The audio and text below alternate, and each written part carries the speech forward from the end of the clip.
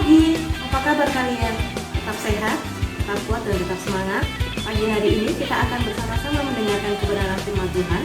Apa yang Tuhan mau katakan buat kita pada pagi hari ini? Mari kita saksikan bersama-sama. Apa yang kalau kita mau beri ke orang lain, kita kebingungan.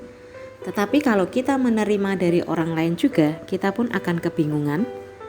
Jawabannya mudah saja, maaf. Benar tidak? Maaf itu memang perkara yang sepertinya sepele, tapi bisa membuat kita pusing 7 keliling. Kita mungkin berpikir 1000 kali kalau kita harus meminta maaf kepada orang lain. Apa dia akan memaafkan aku? Apa yang akan dikatakannya?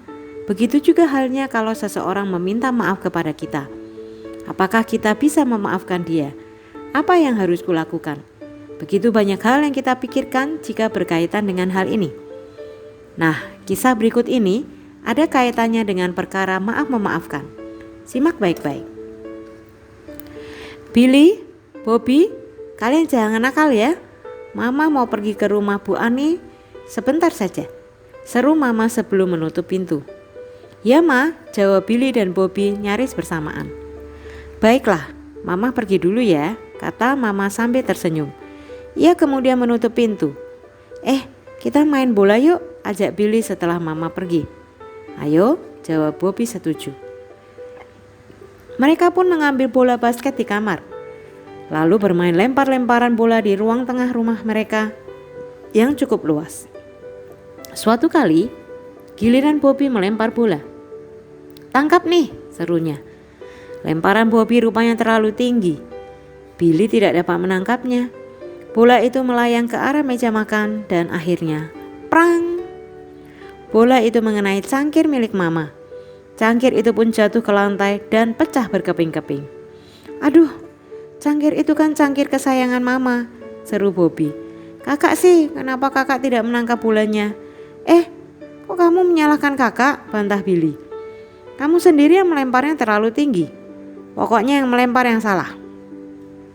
Mama pasti marah padaku. Cangkir ini pemberian nenek waktu Mama ulang tahun. Bagaimana ini? Kata Bobby bingung. Gini saja, kata Billy memberi ide. Aku mau membantumu merahasiakan ini asal apa? Tanya Bobby. Uang jajanmu kan 2.000 rupiah.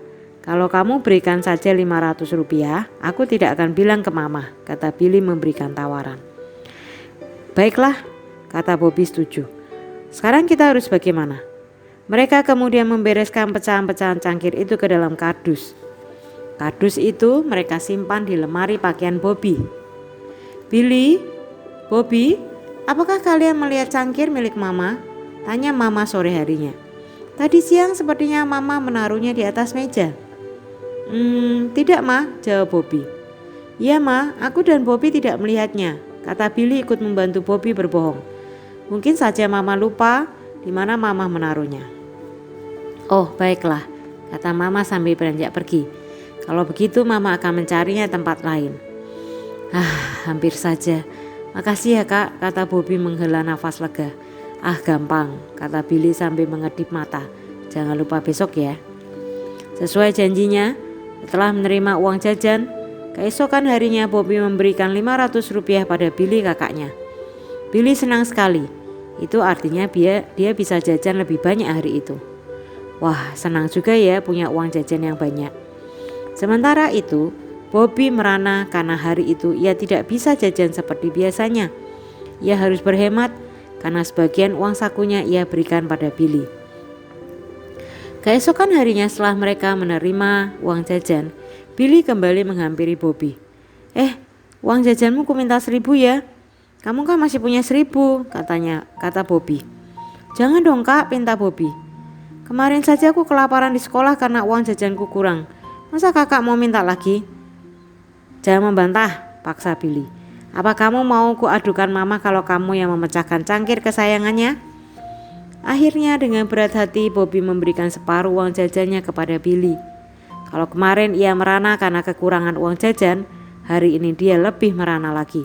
Sementara itu, Billy berfoya-foya dengan uang Bobby. Keesokan harinya Billy datang lagi kepada Bobby. Kali ini ia meminta Bobby memberikan seluruh uang jajannya. Yang benar saja Kak, tolak Bobby. Mama, seru Billy memanggil Mama. Ada apa Billy? Tanya Mama datang menghampiri. Ini Bobby memecah. Bobby segera menutup mulut Billy dengan kedua tangannya. Ada apa sih kalian? Tanya Mama bingung. Hehe, gak ada apa-apa kok Ma, kata Bobby tersenyum lebar.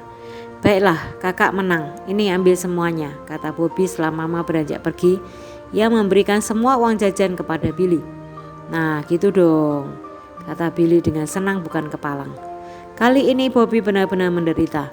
Ia tidak bisa jajan sama sekali. Perutnya keroncongan saat ia pulang sekolah. Sementara itu Billy kakaknya berseliweran di depannya dengan membawa es krim, bakso goreng, siomay dan rupa-rupa jajanan lainnya sambil menertawakan dirinya. Hal seperti itu berlangsung terus selama beberapa hari. Akhirnya Bobby tidak tahan lagi. Bagaimana ya ini? Apa yang harus kulakukan? Aku tidak bisa begini terus. Kemudian ia mengambil sebuah keputusan. Apapun yang akan terjadi, aku harus mengaku pada Mama kalau aku yang memecahkan cangkir kesayangannya. Lebih baik aku dimarahi Mama daripada Billy terus memerasku. Saat itu, Billy sedang pergi les. Bobby mengeluarkan dus berisi cangkir yang pecah itu dari lemarinya. Dengan hati-hati ia mengelem satu persatu pecahan cangkir itu. Cangkir itu kembali menjadi satu, sekalipun tentu tidak dapat kembali seperti semula, seberapa keras Bobby berusaha. Dengan memberanikan diri, Bobby membawa cangkir itu kepada Mama. Mama, maafkan Bobby, kata Bobby sambil menangis. Ia menceritakan semuanya, mulai dari bola lemparannya memecahkan cangkir, usahanya untuk berbohong dan menutup-nutupi semuanya, sampai Billy kakaknya yang memerasnya. Bobby, kata Mama sambil memeluknya, tahukah kamu, sebetulnya sore itu Mama sudah menemukan kardus berisi cangkir pecahan itu di lemarimu. Mama sama sekali tidak marah. Bagi Mama, kalian lebih berharga dari 1000 cangkir sekalipun. Mama hanya ingin kamu belajar bertanggung jawab. Karena itulah Mama menunggu kamu untuk meminta maaf. Mana uang jajanmu hari ini? Cepat berikan padaku, kata Billy esok harinya. Memberikan uang jajanku padamu? Tidak akan. Apa? Berani-beraninya kamu? Apa kamu mau aku ceritakan semuanya pada Mama? Ancam Billy.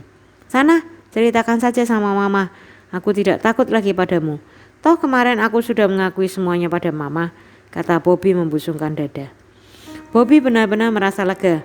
Bukan hanya karena Mama memaafkan dia, Mama juga menghukum Billy. Hukumannya tidak tanggung-tanggung. 1 bulan lamanya Billy tidak mendapat uang saku sama sekali.